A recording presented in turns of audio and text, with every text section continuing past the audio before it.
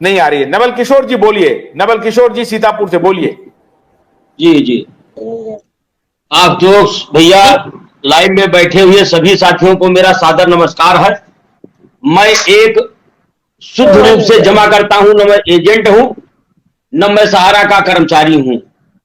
किसी के झांसे में आकर के 10 लाख रुपए 2012 में सहारा क्यूसाब में लगा दिया था। लड़की की शादी थी, करनी थी। हमने कहा ये पैसा हो जाएगा, आगे हमारे पास और इकट्ठा हो जाएगा, शादी कर लूंगा। 18 में परिपक्वता अवधि पूर्ण हुई। मैं गिड़गिड़ाता रहा, मैं मांगता रहा और पैसा हमारा नहीं दिया गया। मैं जुलाई 2019 से लगातार भारत सरकार, सेबी, सहारा, क्यूसाब डायरेक्टर सबको पत्राचार कर रहा हूं। जिला उपभोक्ता फोरम में वाद दायर किया, वाद में पैसा खर्च हुआ, वहां से मैं जीत भी चुका हूं। जीतने का ऑर्डर जो है वो मैं सहारा कार्यालय का रजिस्ट्री कर चुका हूं, परंतु कोई भी ऑर्डर पर आज तक कोई कार्रवाई नहीं हुई। उपभोक्ता फोरम के वाद को भी नहीं सुना गया, उनकी भी जजमेंट पर जो है सहारा जो है नहीं पेमेंट कर रहा है। तो बताइए, मैं एक छोटा आदमी हूं, गरीब आदमी हूं, कहां जाऊं? सुप्रीम कोर्ट में जाने की हमारी हैसियत नहीं है। मैं छोटे छोटे जनपद स्तर के जो कार्यालय हैं या रजिस्टर्ड डाक से वहीं से आवाज अपनी भेज सकता हूं। आपने जो ये चैनल बनाया, इसके माध्यम से मैंने जब पहली बार आपके चैनल पर आया था तब भी बोला था, आज भी बोल रहा हूं। जैसे कह रहे हैं, कुछ लोग कह रहे हैं कि सहारा ने पैसा वापस किया। सहारा ने कभी पैसा वापस ही नहीं किया। सहारा केवल अल्टा पलटा करता रहा, सहारा ने पैसा वापस नहीं किया। 2018 में परिपक्वता अवधि जब पूर्ण हुई तो हमारे पास एजेंट से लेकर के फ्रेंचाइजी मैनेजर, सेक्टर मैनेजर और आरएम ये सब लोग आए कि आप अपने क्यूसाब के को कन्वर्ट करा लीजिए। मैंने कहा मेरी बेटी की शादी है, मैं किसी भी हालत में मुझे पैसा चाहिए, मैं कन्वर्ट नहीं कराऊंगा। मेरी इस बात से चिढ़ करके इन्होंने सहारा के फ्रेंचाइजी मैनेजर की भतीजी की शादी को लड़की की शादी दिखाकर 10 लाख रुपए पेमेंट करा दिया और हमारा पेमेंट नहीं कराया, इसलिए क्योंकि उनके कहने से मैंने वो कन्वर्ट नहीं कराया था। ये सीतापुर का फ्रेंचाइजी कार्यालय और सेक्टर कार्यालय और रीजनल कार्यालय रहा है।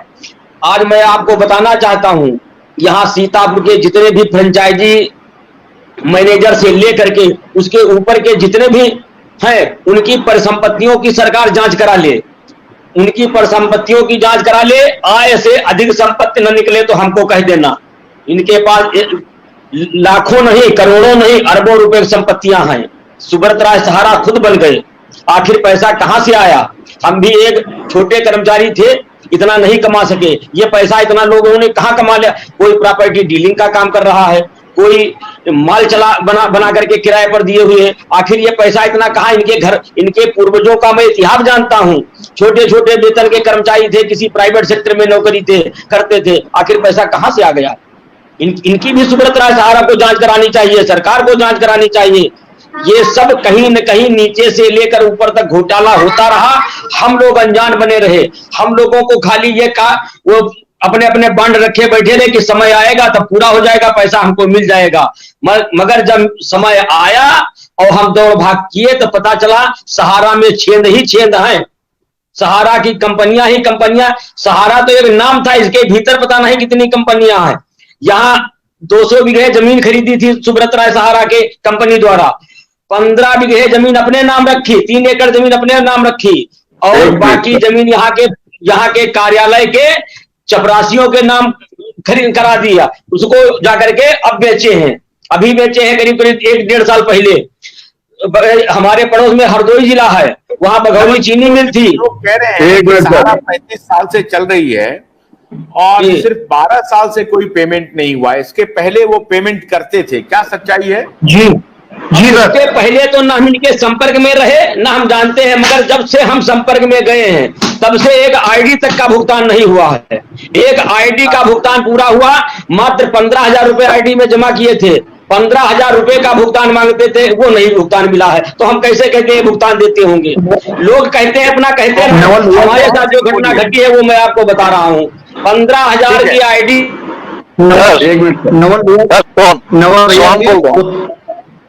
सोहन सिंह बोल रहा हूँ सर, सोहन सिंह बोल रहा हूँ। बोल रहे हैं। नवल जी कुछ जवाब देना चाहते हैं? सोहन सिंह सुनिए एक मिनट। हाँ सोहन बोलिए। सोहन बोलिए। सर सुनिए, ये कंपनी 42 साल का कंपनी है।